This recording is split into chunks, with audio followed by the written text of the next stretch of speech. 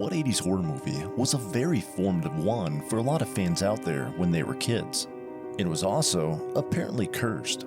There are actually a few options here, so let's narrow it down a bit.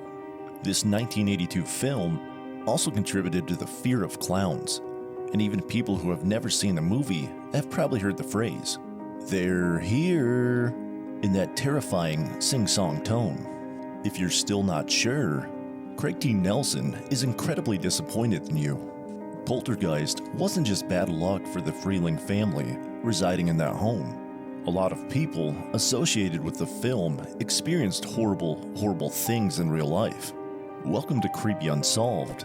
My name is Dylan Wade Clark, and this is the true story of the Poltergeist movie curse.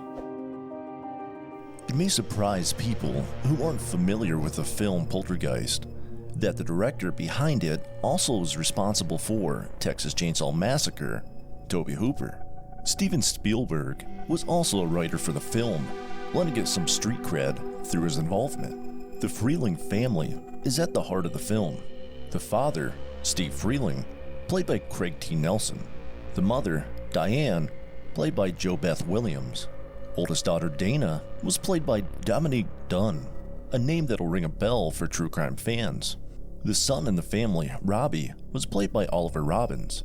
And last, but certainly not least, little Carol Ann, played by the angelic child actor, Heather O'Rourke. It's her silhouette featured on the iconic movie poster. A child sitting in front of a staticky TV with her hands pressed up against the screen. The well-known, "They're here," is also her line. Steve Freeling was a well-to-do real estate agent, and the family lived a comfortable life in a sunny California suburb. Odd things began to happen around the house, and at the center of it all was Carol Ann having conversations with the TV screen. Initially, the strange happenings were more entertaining than anything else, but they quickly became dangerous and more terrifying. Carol Ann was abducted by spirits through the TV, and the family reached out to anyone and everyone who might be able to help. As things escalated, and the family was fighting to retrieve Carol Ann, their beloved home sweet home became a battleground for survival.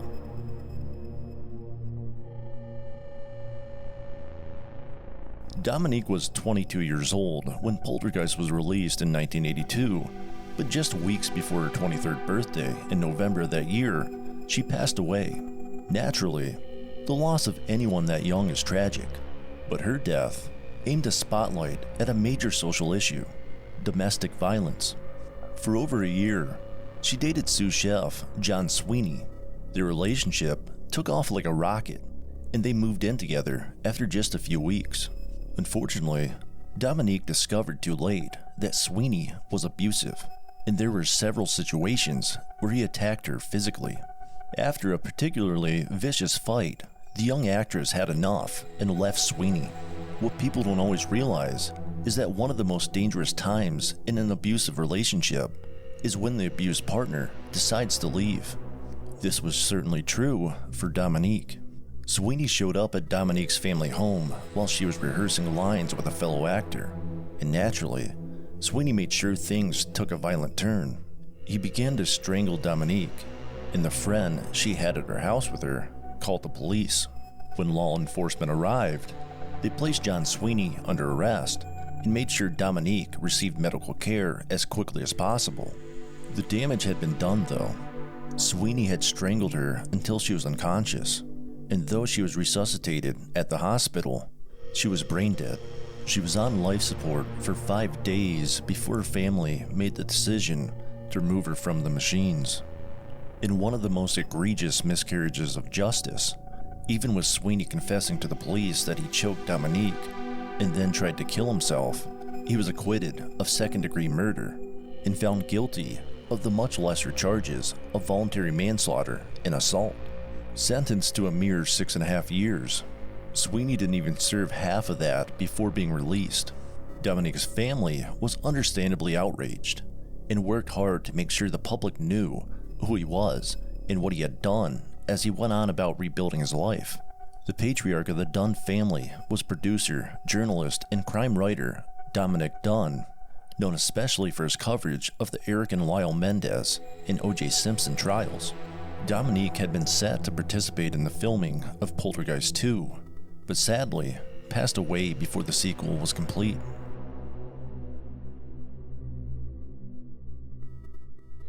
The youngest and arguably most vital member of the Poltergeist cast, Heather O'Rourke, was just 5 years old during the filming of the first movie.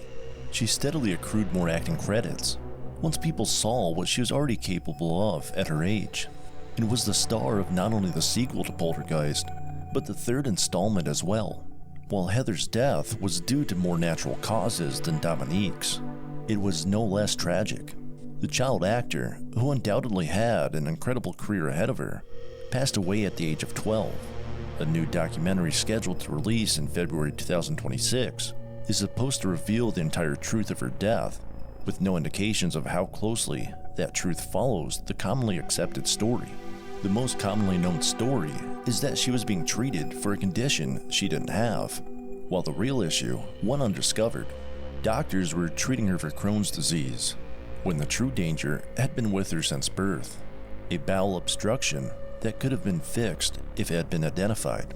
The obstruction led to an infection that caused Heather to go into septic shock, a form of sepsis, which is an incredibly dangerous medical condition that can cause the entire body to shut down. She was undergoing emergency surgery to treat the shock when she went into cardiac arrest and passed away during the surgery. The crew for Poltergeist 3 had no intentions of finishing the movie, but the studio didn't leave them much of an option.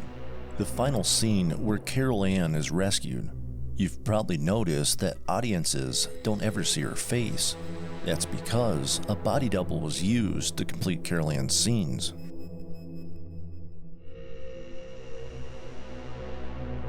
While it's debatable how much Julian Beck's situation could be the result of the apparent curse of the film, he's yet another actor who passed away after his role. He appeared in the sequel as the terrifying Reverend Kane, and his visage is widely recognized, even if people don't know who he is or where the character was from. Julian died of stomach cancer before production ever started.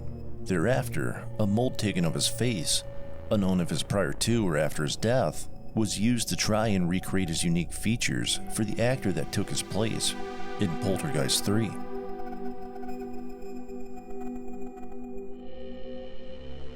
Also a prominent figure in the sequel to Poltergeist was Will Sampson, in the role as the indigenous shaman who attempted to help the family. Supposedly, one night he asked for permission to stay after everyone had left the set to perform a genuine exorcism. He passed away in 1986 as the result of kidney failure and malnutrition, which seems like a bizarre cause of death at the age of 53. Unfortunately, those two issues were complications from needing lung and heart replacements.